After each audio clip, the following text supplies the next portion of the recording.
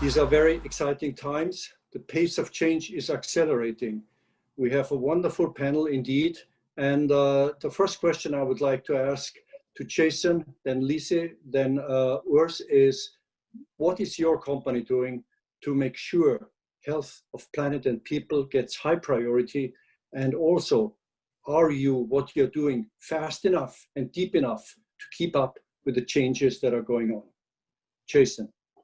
Hi, Jörg, and hello to everyone. Thanks very much for having me on the panel. A very good question, and not such an easy question to answer in some regard. So, NTT Ltd, we're a global technology services company. I think technology is part of the solution to some of the challenges that we face, which is obviously good news. From a company perspective, we see sustainability as core to what we do as a business. We set ourselves up as being a purpose-led, performance-driven organization. And when you talk about purpose, is how do we use technology to ensure that we create connectivity for the future in a sustainable way. So as an organization, we have a sustainability department that is part and parcel of everything that we do as a business. We are very, very strict around how we measure our performance and our success with hard measurements, not subjective soft measurements. And then thirdly, we absolutely subscribe to the United Nations 17 Sustainable Development Goals.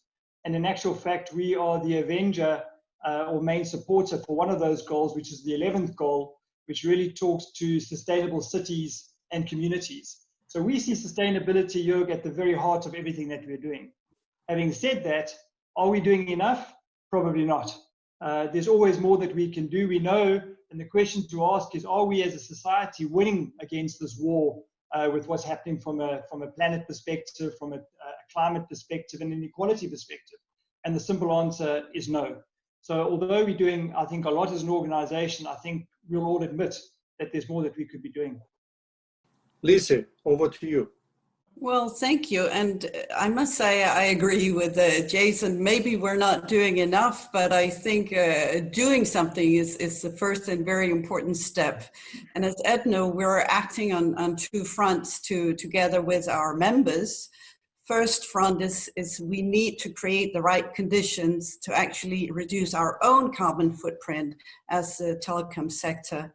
And the second front is actually helping other sectors as an enabler to quickly take up the digital tools that they need to become more pollutant and less pollutant, and more efficient on this. And I think both helping other sectors and reducing our own footprint are two complementary things. One cannot exist without the other. We need both. And in reducing our own footprint, what we see is we need a swift transition to new generation networks. So 5G and fiber, those are more energy efficient networks. Second, we actually need to ensure that our members, the telco operators, are using renewable energy sources for their services. And if I am to look a bit on the enabling side, there, I think our sectors is not like others. We actually have a huge responsibility here because the faster we roll out 5G, the faster the other sectors can transform digitally and become more efficient. So their footprint and their competitiveness is actually relying on 5G, and they can benefit from 5G and the ecosystem around it.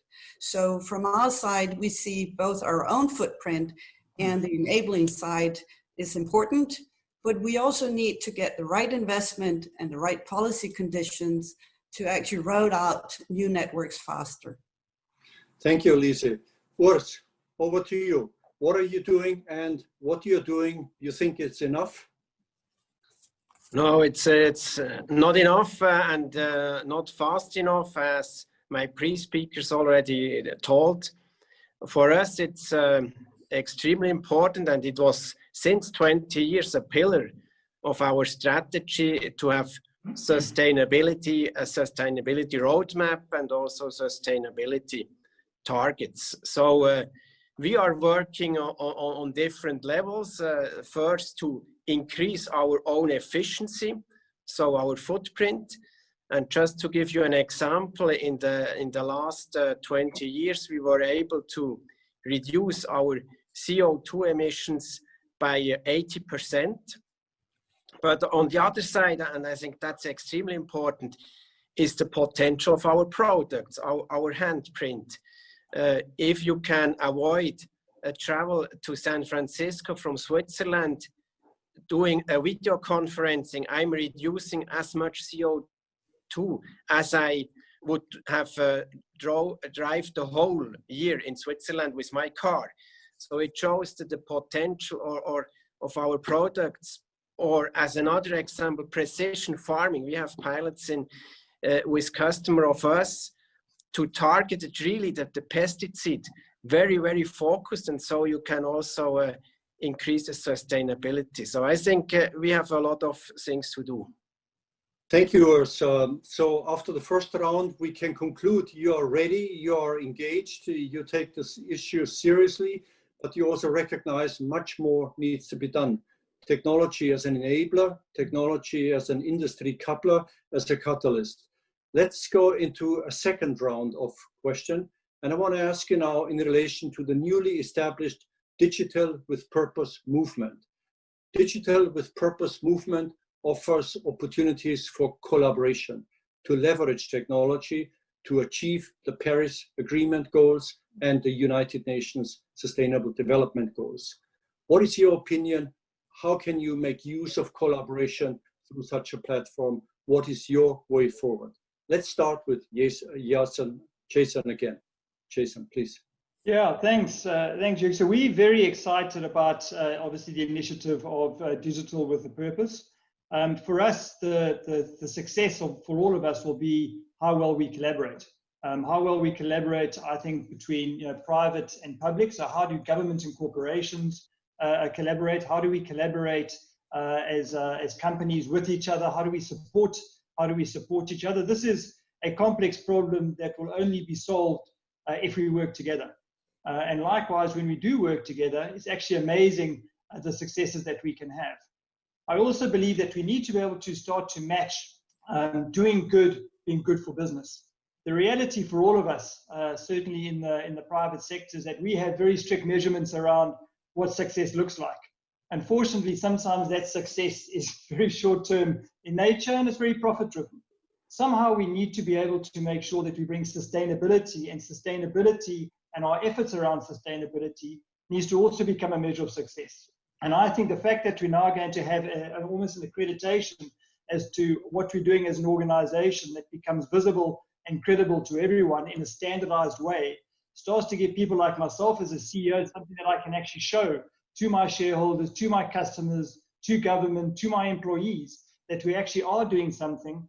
We are making an impact. Technology, as we know, can make the biggest impact, I think, when it comes to sustainability. And the fact that we can now do it in a way that is measurable and that's demonstrable, I think is very, very important, because I always believe that everyone wants to do the right thing.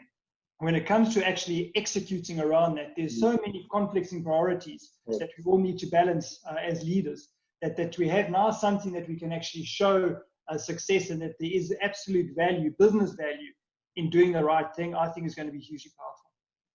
Thank you. Thank you very much, Jason. Over to you, Lise. Well, we believe as ETNO that the Digital with Purpose movement is an excellent platform for actually getting all the stakeholders together and work towards sustainability and climate action. But I see three key ingredients in actually accelerating the sustainability goals here. I see it's important that we have the engagement of shareholders and investors. We need the right policy and regulatory environment, and we need leadership here. So if I start with engagement of shareholders and investors, you regulating this panel today, Arabesque, is a very good sign. We think it's important to have the investors on board on this discussion. And we know more energy efficient companies, for example, are also companies that are more mindful of operating expenditure. This should be very good news for investors, and in a very investment heavy business like ours. Similar, I'm actually seeing a lot of movement from the members of ETNO, of corporations, to amend their bylaws into sustainability goals. Orange Group, for example, did it. Reflecting societal value in your bylaws is a very good way of showing that shareholders will support the CEO in achieving delivery on sustainability goals. And this is important. On the right policy and regulatory environment, here we see EU is moving very fast, but there is a fine line to walk between regulatory measures that are necessary to actually make sustainability and sustainable business happening. On the other hand, we have a lot of corporate-driven innovation on sustainability. We see it happen already. So every time it's a choice between incentivize this innovation rather than regulate, and you need to weigh this every time. And I think you're better off with incentives. Things will go faster. And that leads me to my last point on leadership. As leader of our organizations, we need to take responsibilities. We need to work closely with our boards.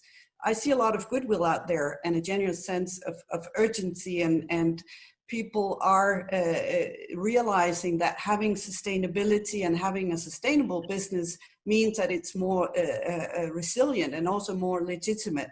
So in a time where we actually see human organizations are put into question, I think leading on sustainability is a way to make a difference as a business and to build resilience for our own businesses and to combine it.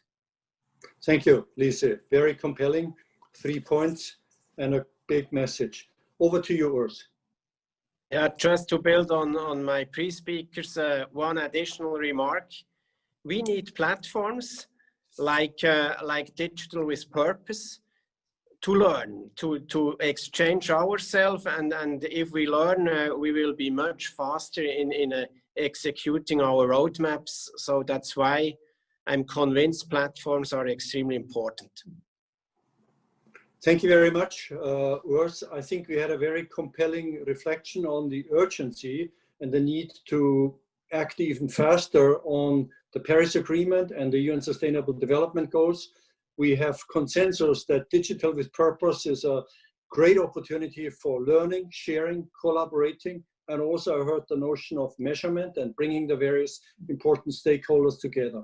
I want to thank everybody, and I hope that we will indeed accelerate all our moves, break down the barriers, collaborate more, and move forward with confidence. Thank you all very much.